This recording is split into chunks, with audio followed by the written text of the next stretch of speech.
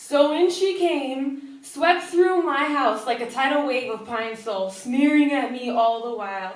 Had she never been a young lady intimidated by the new foreign duties of the married woman? Had she always commanded a routine most clean, strict and rigid, staunch and pressed, talking down to me like mother knows best? A mother-in-law has all the authority and right to criticize as one's own mother without the gentle mercy and sense of pardon that comes from changing, burping, and slinging you around as a baby. Critical glare over my shoulder, yeah, I got those blues.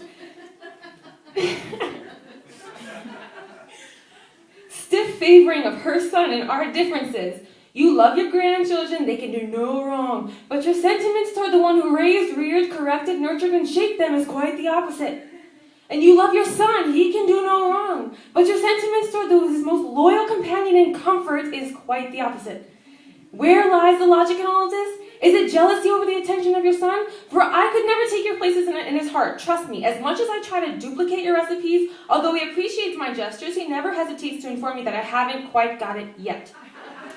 And where your long, drawn-out telephone calls at all the wrong times annoy him, he's willing to give you an extra span of his attention where he might hang up on my rambling.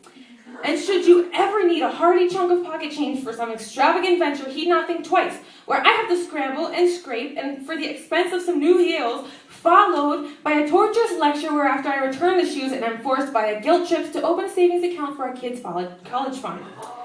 Trust me, I have not taken your place in his heart. There's a special place reserved therein just for you, and I might learn from and come to admire your expertise if you weren't such a meanie about it. So I guess what I'm trying to say is that you commanded the first house of his life, and I command the second. So respectfully, sit your nosy keister in the armchair of your choice and describe to me the step process of your lasagna.